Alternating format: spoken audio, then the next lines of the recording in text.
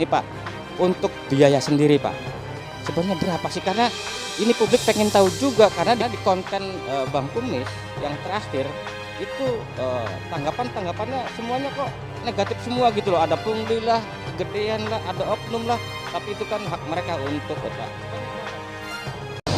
Halo pemirsa, selamat siang. Kembali channel Bang Kumis Berbagi menjumpai Anda di edisi Senin 30 Januari 2023. Dan siang ini Bang Kumis ada di ruangan Bapak Kepala Dinas Perhubungan Kabupaten Pandeglang, Pak Atang. Siap.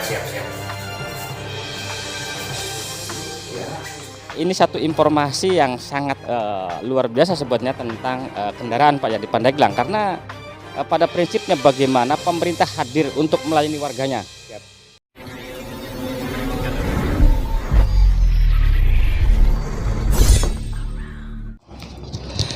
Assalamualaikum warahmatullahi wabarakatuh. Waalaikumsalam warahmatullahi wabarakatuh. Selamat siang, kembali channel Bang Kumis Berbagi menjumpai Anda di hari ini tanggal 30 Januari 2023. Dan siang ini Bang Kumis ada di ruangan Bapak Kepala Dinas Perhubungan Kabupaten Pandeglang, Pak Atang. Dan siang ini Bang Kumis akan mencoba mengajak bincang-bincang terkait kegiatan Dinas Perhubungan, terutama masalah peningkatan PAD untuk Kabupaten Pandeglang. Nah, dalam satu kegiatan, ini kan sudah tahun 2022, sudah berakhir nih, ini sudah Januari bahkan akhir. Pak, bisa untuk sedikit menjelaskan evaluasi kegiatan-kegiatan yang menyangkut pemasukan PAD sendiri dari Dinas Perhubungan pada tahun 2022, Pak. Terima kasih Bang Kumis atas pertanyaannya. Perlu teman-teman ketahui bahwa saya masuk ke Dinas Perhubungan jadi Kepala Dinas itu di bulan Juli 2022. Pertengahan berarti Pak ya? Berarti ada di pertengahan. Karena di pertengahan pada saat itu target PAD Kabupaten Pandeglang yang ada di Dinas Perhubungan itu capaiannya baru di hampir 20 kurang gitu ya, 20 kurang. Nah, kita punya rentan waktu 6 bulan untuk mengejar itu. Alhamdulillah PAD dari target Dinas Perhubungan terkait PAD itu 1,8 miliar yang terdiri dari target parkir, target pengujian kendaraan, kemudian retribusi terminal, fasilitas terminal, dan izin trayek. Masing-masing juga targetnya itu berbeda. Kalau untuk parkir, alhamdulillah itu sudah 100%. Kemudian retribusi fasilitas terminal juga sama. Bahkan untuk retribusi terminal itu 100,1%. Luar biasa nih untuk terminal. Nah, yang belum tercapai itu adalah dari target pengujian kendaraan bermotor. Karena targetnya itu 818 juta lebih, itu tercapai 309. Berarti berapa persen? Berarti kurang dari 40%. Nah, ini publik juga harus tahu majunya Pandeglang salah satunya pajak dan retribusi yang didapat dari beberapa instansi. Salah satunya Dinas Perhubungan tadi mengatakan mungkin kalau yang sudah 100% ini Pak nggak mesti dibahas. Betul. Bahkan mungkin hanya tinggal peningkatan dan menjaga kinerja Dinas Perhubungan agar itu mungkin lebih meningkat lagi, karena mungkin pasti PMK pun akan meningkatkan target dari beberapa instansi tentang PAD, karena itu memang diperlukan oleh masyarakat Pandeglang untuk pembangunan Pak. Nah tadi sangat menarik Pak ya, hasil evaluasi Bapak tentang tadi target tentang PAD yang sangat merosot tentang dalam kendaraan kir, itu sebenarnya kendala-kendalanya apa sih Pak? Memang kalau Dinas Perhubungan itu tidak terlepas dari kebijakan dari Kementerian Perhubungan juga, gitu ya. Dalam arti kata gini, di pertengahan di tahun 2022 itu ada peralihan buku dari buku ke elektronik, gitu ya. Jadi ada peralihan. Jadi memang itu juga memerlukan suatu proses, perlu sosialisasi Yang artinya kendaraan datang ke pengujian itu belum tentu lulus gitu ya. Banyak kendaraan yang datang dengan alat yang sudah canggih gitu ya. Karena serba elektronik, banyak kendaraan yang tidak lulus gitu. Bukan masyarakat yang nggak mau dikir, tapi kendaraan itu tersebut itu banyak yang datang nggak lulus. Ya akhirnya kan yang punya kendaraan juga kemungkinan harus cari modal dulu untuk memperbaiki kendaraan sehingga nantinya eh, pada saat dibawa ke sini lagi juga belum tentu lulus juga kan gitu ya. Jadi proses itu mudah-mudahan karena pelajaran di tahun 2022 itu evaluasi kami para petugas di Dinas Perhubungan ya mudah-mudahan di tahun ini terutama di bagian pengujian mudah-mudahan bisa tercapai untuk tahun 2023 ini. Target walaupun target itu tidak ada kenaikan, masih tetap ya. Jadi mudah-mudahan kami dari Dinas Perhubungan mohon doanya dari masyarakat, kemudian dari para pemilik kendaraan baik barang maupun penumpang datanglah ke Dinas Perhubungan untuk diuji KIR. Karena apa? Bukan karena di samping peningkatan PAD saja, tetapi terutama untuk keselamatan kendaraan. Itu yang paling penting untuk keselamatan kendaraan. Nah, mungkin satu pertanyaan lagi ya, karena ada sektor lain juga Pak selain dari ojikir ya sebagai peningkatan PAD tentang trayek sendiri Pak bagaimana Pak? Kalau trayek itu sebetulnya sekarang sudah beralih. Ada yang namanya kita di MPP itu OSS, Online Signal System gitu ya. Jadi warga masyarakat yang mau eh, izin trayek itu persyaratannya sebetulnya nggak susah, mudah gitu ya. Jadi tolong jangan sampai misalnya Bang Kumis punya kendaraan, mau izin trayek, minta bantuan lain, menyerahkan sepenuhnya kepada orang lain. Kalau bisa jangan Bang Kumis. Sebetulnya pemerintah itu mempermudah dengan persyaratan seperti yang punya kendaraan dia punya NPWP. Kemudian STNK dengan KTP itu sama dengan kendaraan tersebut gitu ya. Jangan sampai misalnya nama STNK-nya bukan Bang Kumis, tapi yang punya Bang Kumisnya. Jadi sekarang mah tertata Bang Kumis. Jadi di STNK nama Bang Kumis, KTP-nya juga KTP Bang Kumis gitu ya. Kemudian yang lainnya itu sudah diuji kendaraannya di PKB, penguji kendaraan bermotor. Nah, mungkin gini Pak ya, warga pun sebenarnya bukan nggak mau Pak ya, mungkin salah satu di antara kendalanya adalah jarak gitu kan. Karena notabene yang namanya supir apalagi angkot sekarang dalam segi persaingan kendaraan umum sendiri kan nampaknya sudah terkikis nih dengan adanya motor-motor ojek apalagi pemilik-pemiliknya dan beberapa kendaraan kayak Gojek, kayak apa sudah masuk ke kawasan Pandeglang. Notabene Bang Kumus juga sangat memprihatinkan nasib-nasib terutama para supir angkot nih Pak, ya kan? Jangan untuk setor ke pemiliknya, untuk dia sendiri kadang-kadang kerepotan.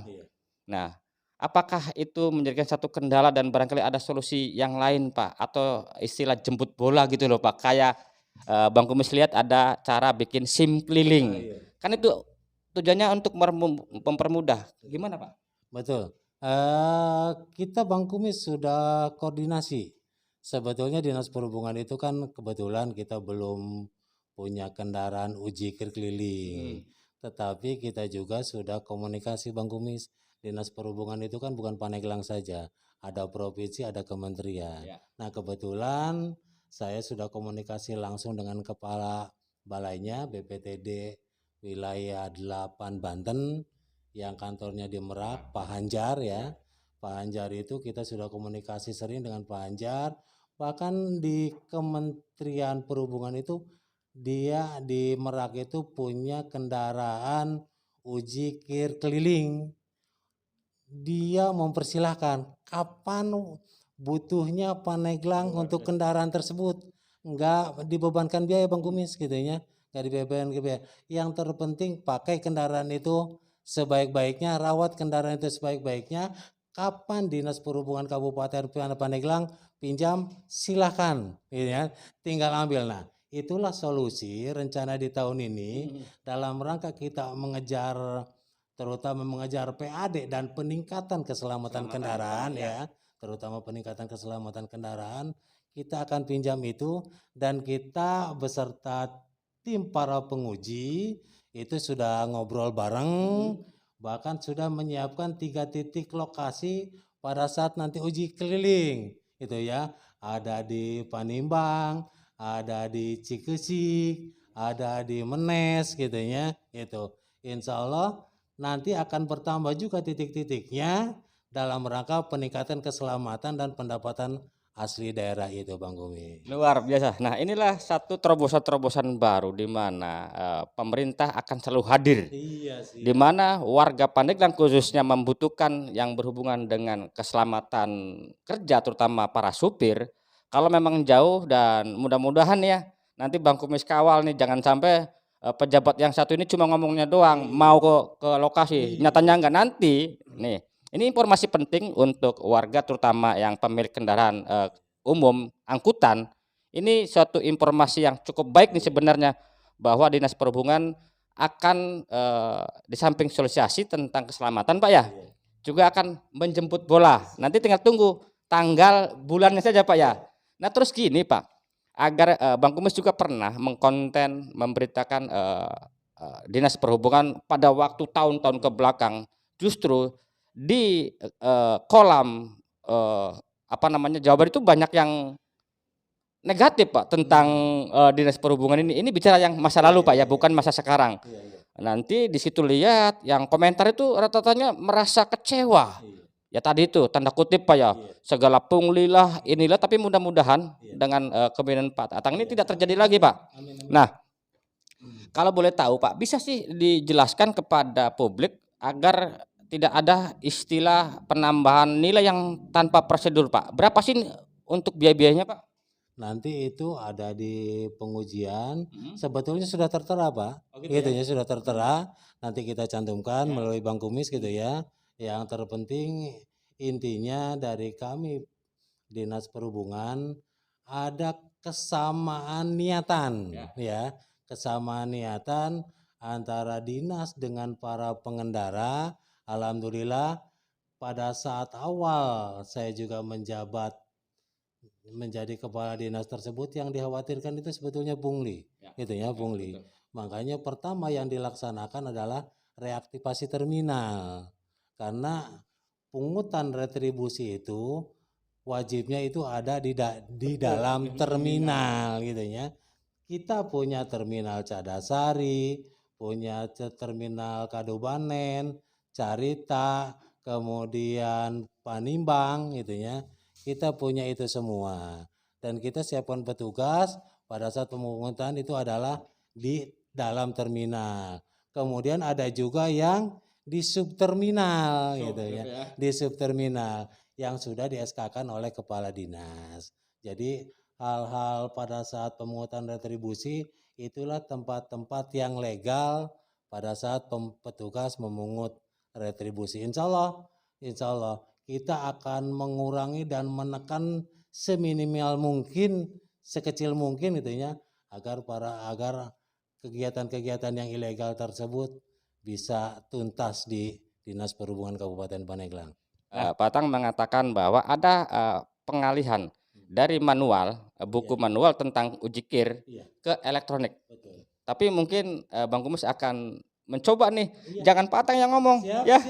nanti kepada yang memang yang punya kewenangan untuk menjelaskan hal itu. Nanti Bang Kumis izinkan mau ke ruangan yang lainnya Pak ya. Oke, terima kasih Pak Tang ya. Sukses.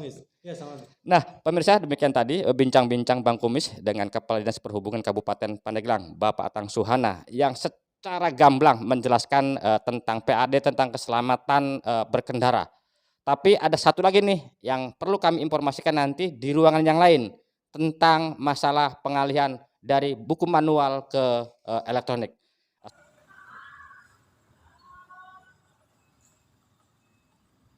Untuk persyaratan pelayanan uji kendaraan, sebelum kendaraan masuk ke gedung, ada persyaratannya yang harus dilengkapi. Satu adalah STNK Pak, yang masih hidup Pak, dengan pajaknya.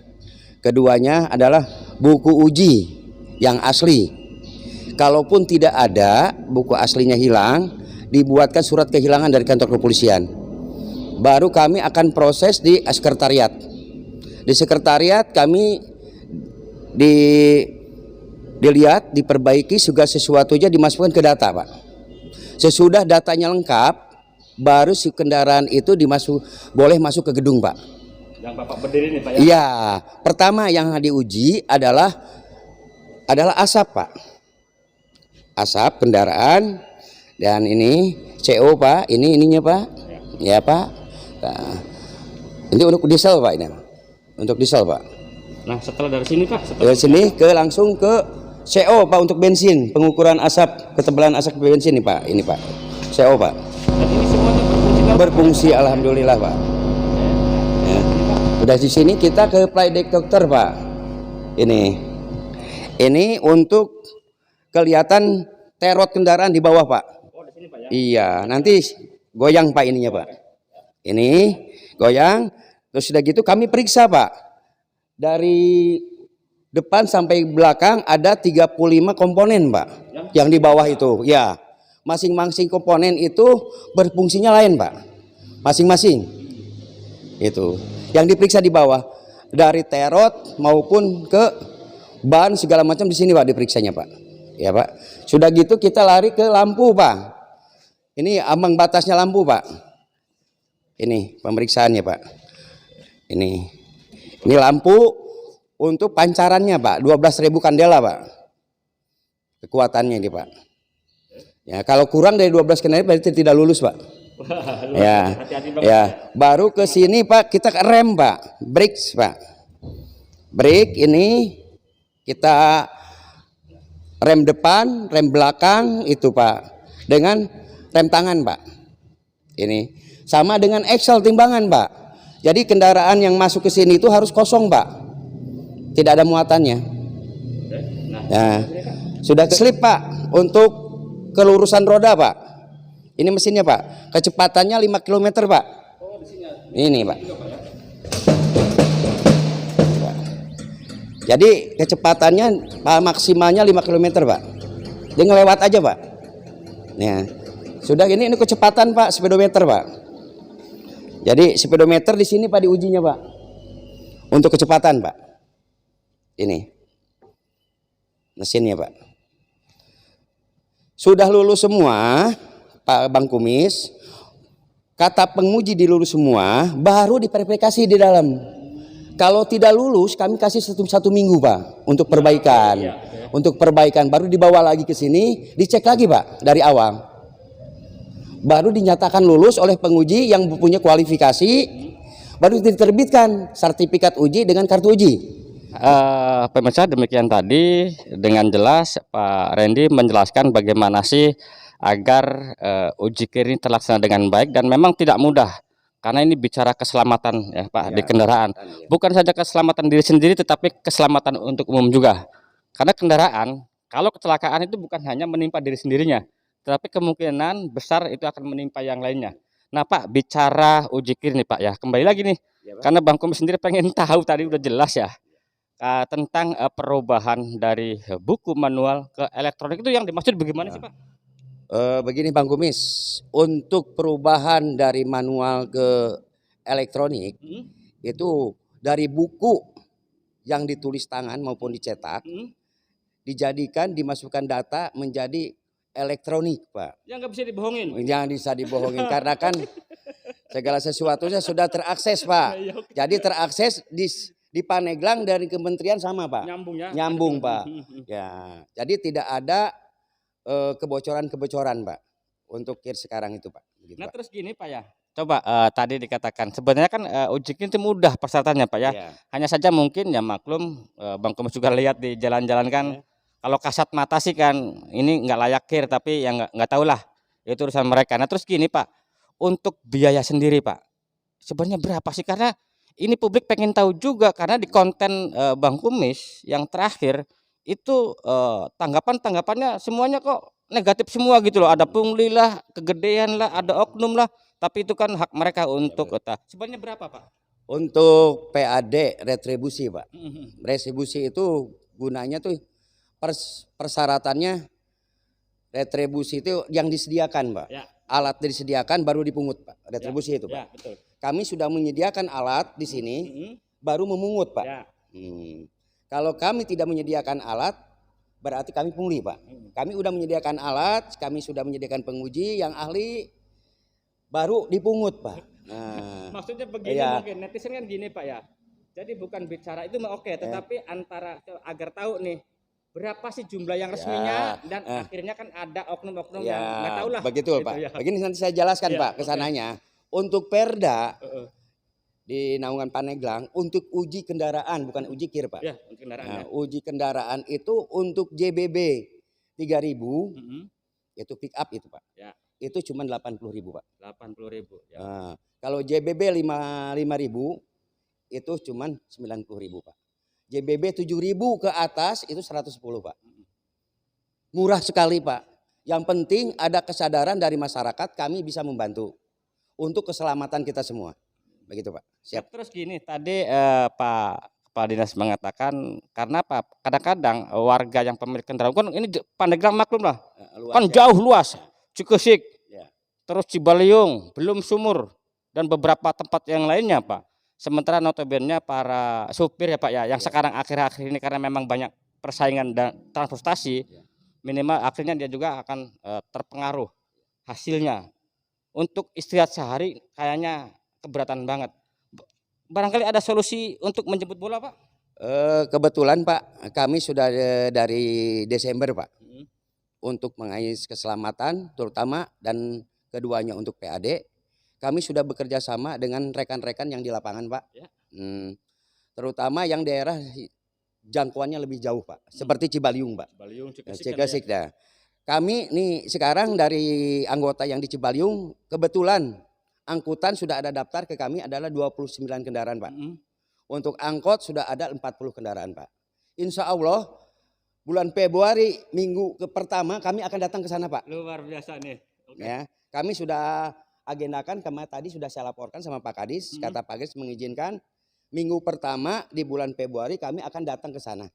Dan di sana juga kami sudah ada anggota yang mengumpulkannya supaya pas datang kami ke sana sudah ada lokasinya. Kalau itu di depan Kecamatan Cibaliung atau Kecamatan Panimbang Pak. Begitu Pak, siap. Nah pemirsa ini satu informasi yang sangat luar biasa sebetulnya tentang kendaraan Pak ya di Pandeglang. Karena pada prinsipnya bagaimana pemerintah hadir untuk melayani warganya. Siap. Sebenarnya di sini tempat sudah tersedia. Semua fasilitas dan gedungnya pun sudah tersedia. Tetapi pemerintah akan terus menjemput bola demi meningkatkan keselamatan berkendara dan juga peningkatan PAD Pak ya. Siap. Oke terima kasih Pak Hendra informasinya. Sukses. Sama-sama Pak, siap. Cukup, udah segitu,